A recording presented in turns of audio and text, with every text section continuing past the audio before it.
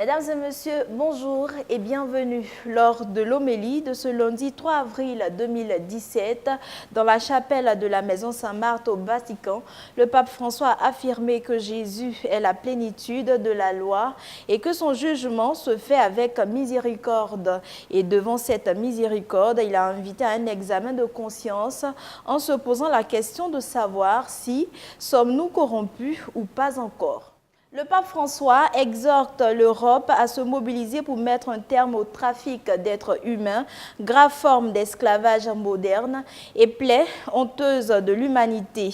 Il a adressé un message dans ce sens aux participants de la 17e conférence contre le trafic des personnes organisée cette semaine à Vienne en Autriche à l'initiative de l'Organisation pour la sécurité et la coopération en Europe.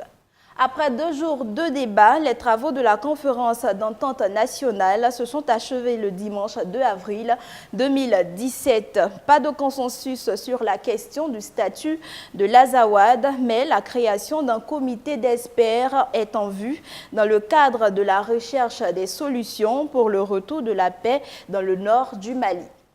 Pas de consensus sur la question du statut de l'Azawad, appellation donnée au nord par les ex-rebelles.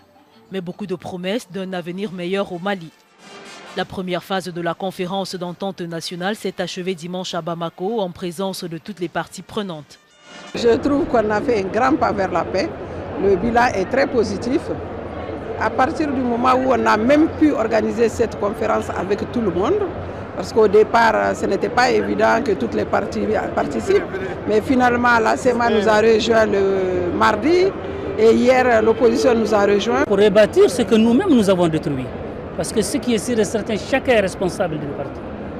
D'autres par leur négligence, d'autres par leur complicité, d'autres par leur paresse.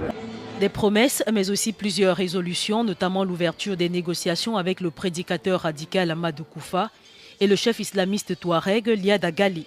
Il s'agira également, selon le président Ibrahim Boubacar Keïta, de mettre sur pied un comité d'experts pour discuter de la question de l'Azawad. Le dit comité sera en outre chargé d'élaborer une charte de l'unité et de la réconciliation nationale. Au cours des débats qui ont duré une semaine, la corruption, le manque de vision de l'État, le manque de courage politique ont été dénoncés comme figurant parmi les causes profondes de la crise malienne. Dans son allocution de clôture, le président Keïta n'a donné aucune date précise pour la suite des discussions. Rigobert Song, le capitaine de l'équipe nationale du Cameroun de football, est de retour dans son pays. L'ancien défenseur des Lions indomptables, victime d'un accident cardiovasculaire le 3 octobre 2016 à Yaoundé, avait été évacué à Paris pour 24 semaines de soins intensifs. L'ex-capitaine de l'équipe nationale du Cameroun de football, Rigobert Song, de retour au Bercail après 24 semaines de soins intensifs en France. L'ancien défenseur des Lions indomptables a été victime d'un accident cardiovasculaire le 3 octobre 2016 à Yaoundé. Après une hospitalisation dans la capitale camerounaise, il avait été évacué à Paris. Son retour est un soulagement pour ses fans qui s'étaient mobilisés à l'annonce de son hospitalisation il y a 6 mois. L'ancien international camerounais a remercié la foule venue l'accueillir à l'aéroport de Yaoundé. Il s'est également dit prêt à reprendre ses activités de sélectionneur de l'équipe A' du Cameroun en vue de préparer le prochain championnat d'Afrique des Nations. Au moins 273 personnes sont mortes et 43 enfants figurent parmi les victimes de la coulée de la boue qui a dévasté le sud de la Colombie dans la nuit de vendredi à samedi. Les secouristes colombiens continuent de fouiller les décombres de la ville de Mocoa à la recherche de 220 personnes portées disparues. Les secouristes colombiens continuent de fouiller les décombres de la ville de Mocoa à la recherche des 220 personnes portées disparues. La coulée de boue a dévasté cette ville du sud de la Colombie dans la nuit de vendredi à samedi. Au moins 273 personnes sont mortes et 43 enfants figurent parmi les victimes.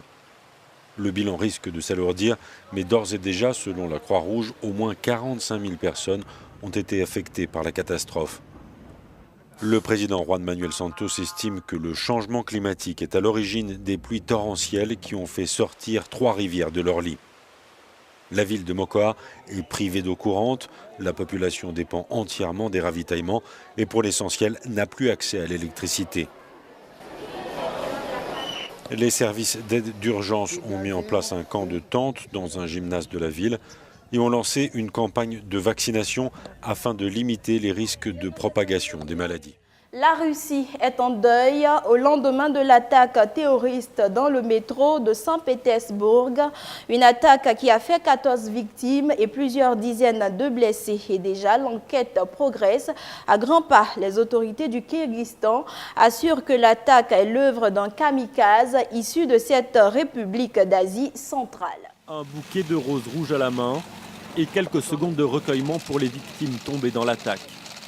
Vladimir Poutine était à Saint-Pétersbourg ce lundi. Il a tenu à venir ici, à l'entrée de la station de métro de l'Institut technologique. Comme lui, toute la journée, ce sont des milliers de personnes qui ont rendu hommage aux morts et aux blessés. De nombreuses personnes ont transmis leurs condoléances sur les réseaux sociaux et sont venues ici. D'autres gens sont venus déposer des fleurs et des bougies. Personne n'est resté indifférent. Nous ne savons pas encore qui a été tué, mais nous partageons la douleur des familles des victimes. Nous exprimons nos condoléances. C'est une tragédie pour toute la Russie. À Moscou, ce sont les mêmes mots et la même émotion sur la place rouge, où des centaines d'anonymes se sont donné rendez-vous. Dieu merci, ma famille qui habite à Saint-Pétersbourg va bien, mais d'autres sont endeuillés aujourd'hui. Donc je suis venue ici. Je ne comprends pas les gens qui décident de devenir des terroristes. Ce sont des personnes qui n'ont aucun sens du sacré. Une vie humaine n'a pas de prix. Les réactions à l'international ont aussi été unanimes. François Hollande a exprimé sa solidarité avec le peuple russe. Angela Merkel a fait part de son effroi. Donald Trump a lui dénoncé un attentat absolument horrible. Voilà qui met fin à ce flash d'informations. Merci de votre aimable attention. Excellente suite de programmes sur Divin Amour TV.